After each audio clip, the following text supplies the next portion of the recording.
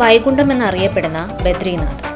ഹിമാലയത്തിന്റെ ഉത്തുംഗ ശൃംഗങ്ങൾക്കിടയിൽ അളകനന്ദയുടെ തീരത്ത് സ്ഥിതി ചെയ്യുന്ന ഈ പുണ്യഭൂമി ഇന്ന് ഭക്തിയുടെ നിറവിലാണ്. 2026 ഏപ്രിൽ 23 ഈ മഞ്ഞുപുലരി ഭാരതീയ വിശ്വാസ ചരിത്രത്തിലെ മറ്റൊരു സുപ്രധാന ഏടായി മാറുകയാണ്. കഠിനമായ ശൈത്യകാലത്തെ ഉറക്കത്തിൽ നിന്നും ഭഗവാൻ ബദ്രീനാഥ് ഉണർന്നിരിക്കുന്നു. പ്രകൃതി പോലും പ്രാർത്ഥനയോടെ നിൽക്കുന്ന ഈ വേളയിൽ മന്ത്രോച്ചാരണങ്ങൾ ഹിമാലയൻ താഴ്വരകളെ ധന്യമാക്കുന്നു. പുരോഹിതന്മാരുടെ വേദമന്ത്രങ്ങൾക്കിടയിൽ ക്ഷേത്രത്തിന്റെ ഭീമാകാരമായ കവാടങ്ങൾ പതുക്കെ തുറക്കപ്പെട്ടു. 6 മാസത്തെ കാത്തിരിപ്പിന് വിരാമം. ജയ് ബദ്രി വിശാൽ എന്ന മന്ത്രം ആകാശത്തോളം ഉയർന്നു.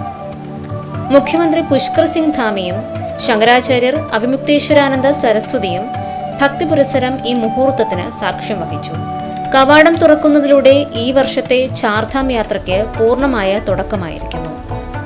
യമുനോത്രിയും ഗംഗോത്രിയും കേദാർനാഥും നേരത്തെ തന്നെ ദർശനം ആരംഭിച്ചുവെങ്കിലും ബദ്രിനാഥ് തുറക്കുന്നതോടെയാണ് തീർത്ഥാടനത്തിന് പൂർണ്ണത വരുന്നത്. കാഴ്ചയിൽ വിസ്മയമൊരുക്കിയാണ് ഇത്തവണ ബദ്രിനാഥ് ഒരുങ്ങിയിരിക്കുന്നത്. ഏകദേശം 24 ക്വിന്റൽ വരുന്ന വർണ്ണാഭമായ പൂക്കൾ കൊണ്ടാണ് ക്ഷേത്രം പുഷ്പാലങ്കാരം നടത്തിയിരിക്കുന്നത്. എന്നാൽ അതിലുമപ്പുറം ചരിത്രത്തിൽ ആദ്യമായി സിംഹദ്വാരത്തിന് സമീപം വിവിധയിനം ഫലവർഗ്ഗങ്ങൾ കൊണ്ടുള്ള വിശേഷാൽ അലങ്കാരങ്ങൾ ഒരുക്കിയത് ഭക്തർക്ക് കൗതുകവും ഭക്തിയും പകർന്നു.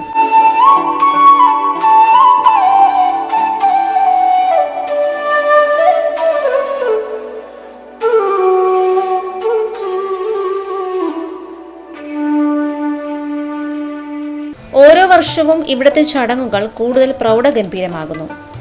മഞ്ഞുവീഴ്ചയെയും കൊടും തണുപ്പിനെയും വകവയ്ക്കാതെ ആയിരക്കണക്കിന് ഭക്തരാണ് ഇന്ന് പുലർച്ചെ വരിയിൽ നിന്നത്. തങ്ങളുടെ ജീവിതത്തിലെ ഏറ്റവും ഭാഗ്യനിർഭരമായ നിമിഷമാണിതെന്ന് ഓരോ ഭക്തന്റെയും മുഖത്തെ സന്തോഷം വിളിച്ചു പറയുന്നു. ആധ്യാത്മികതയുടെയും പ്രകൃതി ഭംഗിയുടെയും അപൂർവ സംഗമമാണ് ബദ്രീനാഥ്. നരനാരായണ പർവ്വതങ്ങൾ കാവൽ നിൽക്കുന്ന ഈ പുണ്യഭൂമിയിൽ ഇനി വരും മാസങ്ങൾ പ്രാർത്ഥനകളുടെയും തീർത്ഥാടകരുടെയും പ്രവാഹമായിരിക്കും. മനുഷ്യനും പ്രകൃതിയും ദൈവവും ഒന്നായി തീരുന്ന അനുഭവം. നിങ്ങൾ ഒരു തീർത്ഥാടകനാകട്ടെ, അതല്ലെങ്കിൽ ഒരു യാത്രികനാകട്ടെ, ബദ്രീനാഥിലെ ഈ പ്രഭാതം നമുക്ക് നൽകുന്നത് പ്രത്യാശയുടെയും ശാന്തിയുടെയും സന്ദേശമാണ്. വിശ്വാസത്തിന്റെ പുതിയൊരു തീർത്ഥാടന കാലത്തിന് ഇവിടെ തുടക്കമാകുന്നു.